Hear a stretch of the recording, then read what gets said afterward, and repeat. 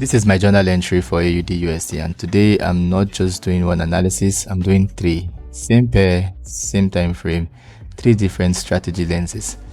FVG, supply and demand, break and retest. If you're wondering how these three strategies look different on the same charts, this is that video.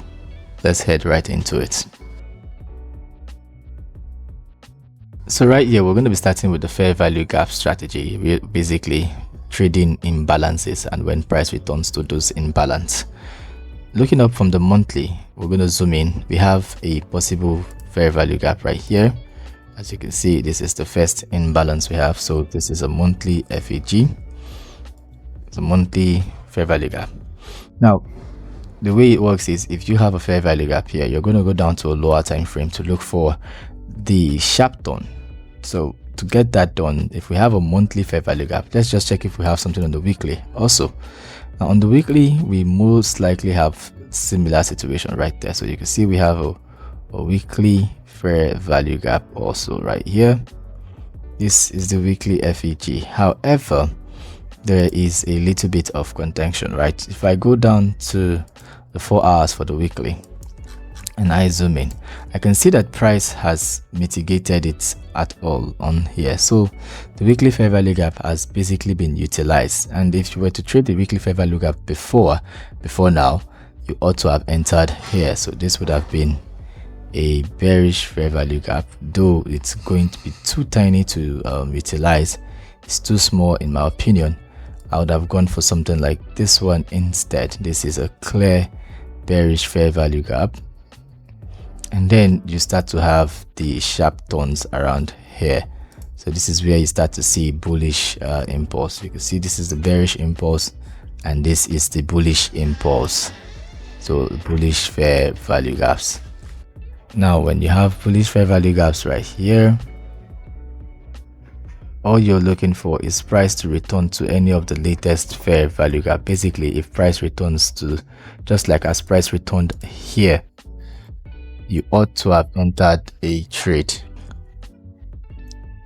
right here, stop loss below the range that led to those fair value gaps, and take profit at just 2. So this would have been a successful trade. However, we're not looking at the past, we're looking at the current time frame, right? So all of this doesn't matter, as well as the weekly fair value gap doesn't matter. So if the weekly doesn't matter, we go down to the daily at this point. Now on the daily, we're looking for very similar scenarios, right? We're looking for a sharp turn. Let's see if we have one here. So we have one here. We do have a bearish fair value gap, as you can see, which is currently getting opposed by a bullish fair value gap. Matter of fact, you can say there was a good respect of the bullish fair value gap right here. So this is a respecting candle. It means if you're to be in a trade, you ought to be taking a buy trade as of now, aiming for price to get to, aiming for price to get to the 2 risk to reward ratio mark, somewhere around here. So this is a trade that you could be in if you were trading the fair value gap strategy. For me, I never go below the 4 hours, and as you can see, the weekly fair value gap has been invalidated, hence making any need for me to trade on the 4 hours invalid. This is all when it comes to the fair value gap strategy. Now let's head back and we're going to go down for supply and demand. Now on supply and demand strategy, I see a clear demand zone right here on the monthly. I can see all these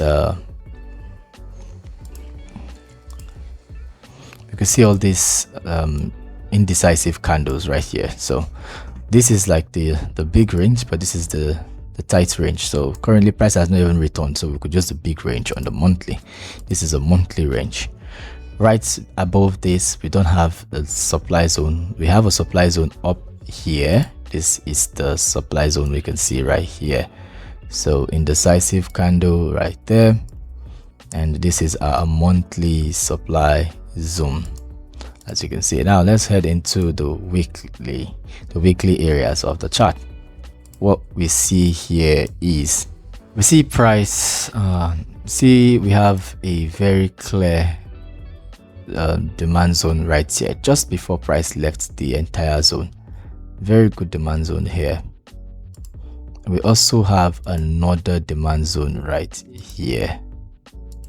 So we have two good demand zones basically sitting down, and they are overlapping with the monthly zone. Matter of fact, this is more like the most obvious one, very highly overlapping.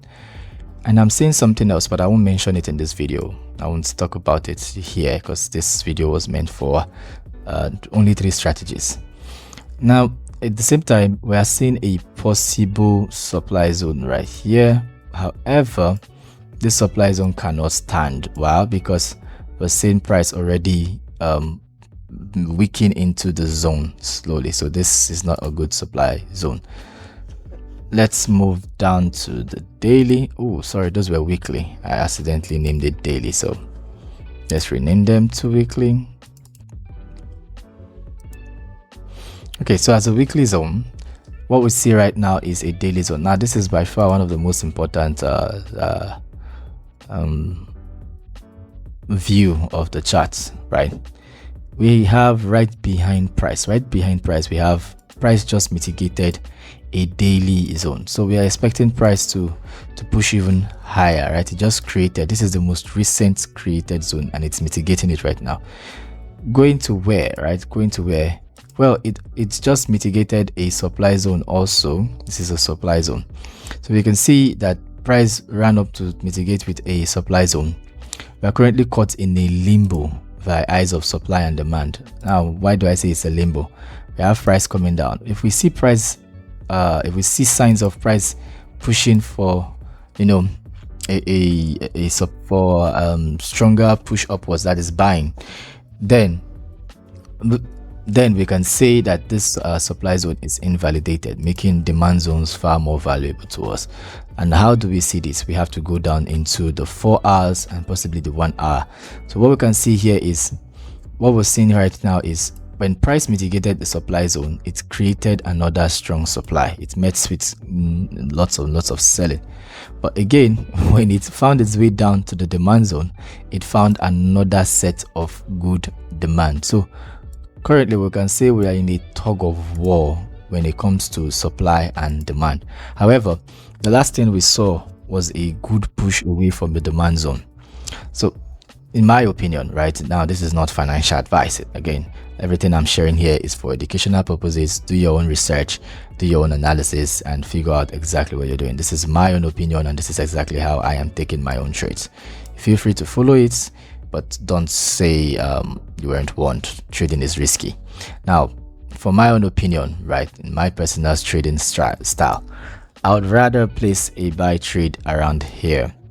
Now that I have a good demand zone overlap, I'll place a buy trade around here with my eye view saying price shouldn't come way below the demand zone too much. And what is my definite aim?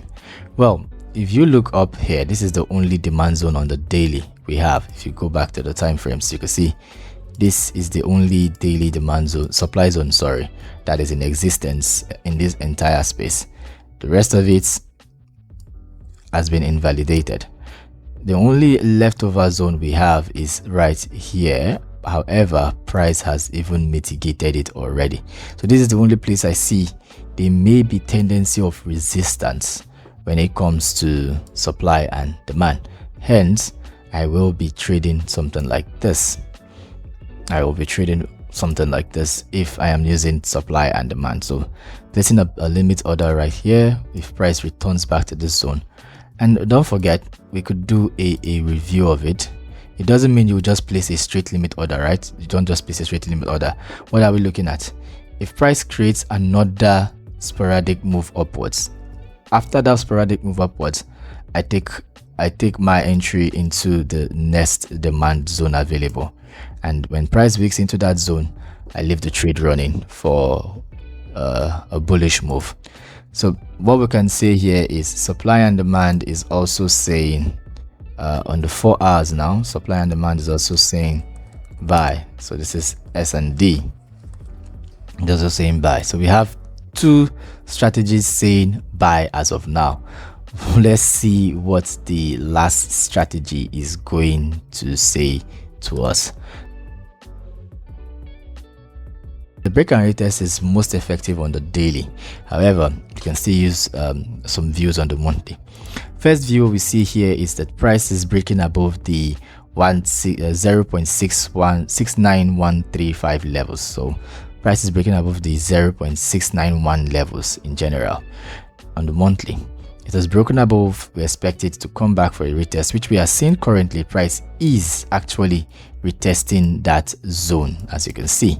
Heading down to the weekly, we have price creating a return to the expected monthly zone. However, well, what was the last clear zone we had on the weekly? Well, this is also a clear zone on the weekly where price broke it. Price may not come back to retest this zone on the weekly, but however, we already have a good very good monthly zone for price to work off from. Again, going back to the monthly, let's set it properly. I can see this area as the full area of break. Now on the daily, this is where strategy really comes to play the most. Like I said, on the daily, we've seen price not just break those zones. However, we're seeing the opposite of all the situations. What's the opposite right now? Well, on the daily, we have these areas, this area of breakage, this support zone, or rather a good support area that was broken, hence making price looking like it's going bearish.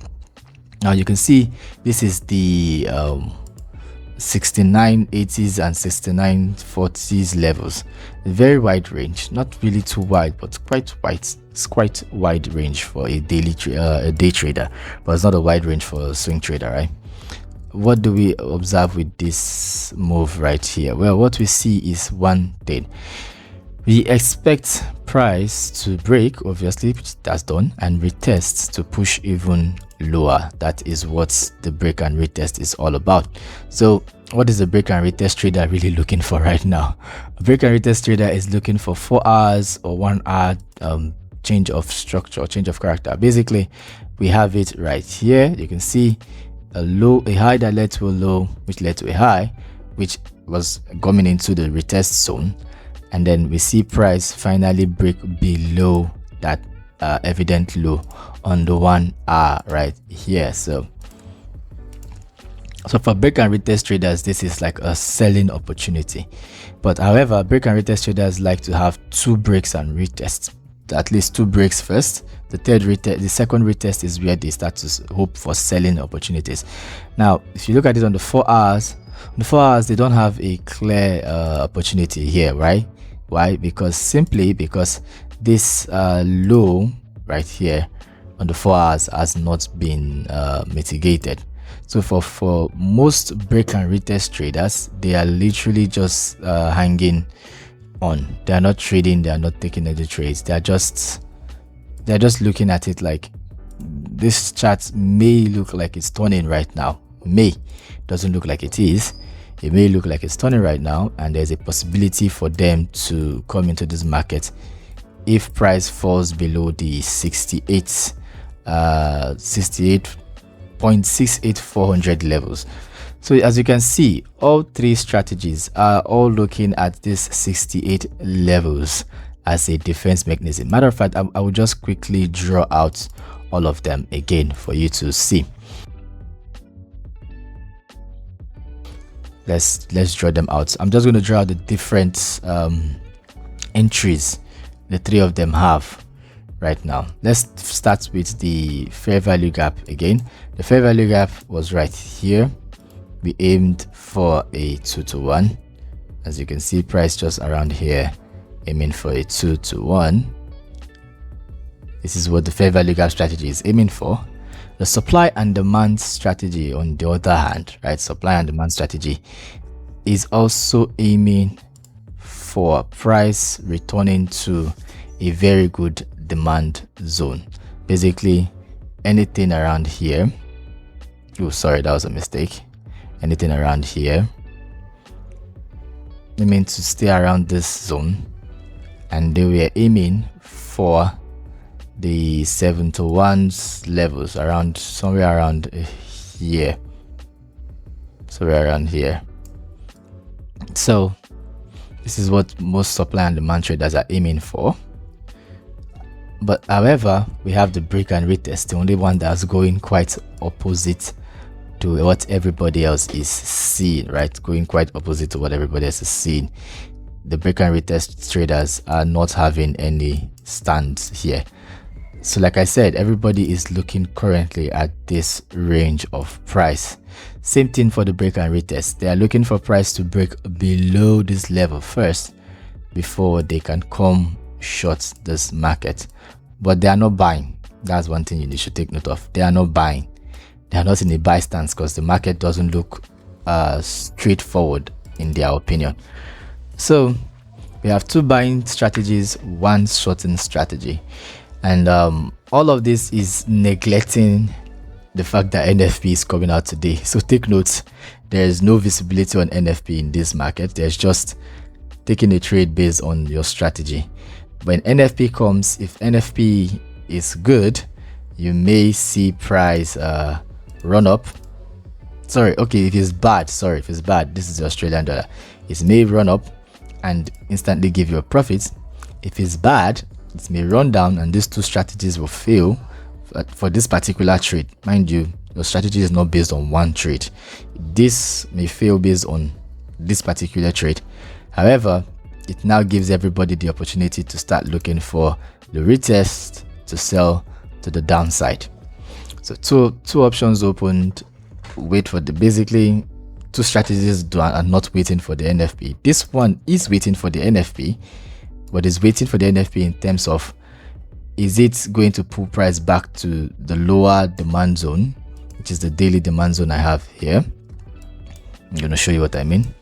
Is it going to pull price down to the daily demand zone, which is here? Or is it going to push price up so I have a new demand zone around here, waiting for price to retest and move upwards? That's what it is. All right, thank you all for seeing this video. This is all about three different strategies on one chart and what they are all saying. Two buys, one sell. The decision is yours. Make your decision and take your risk. See you all in another one. Peace.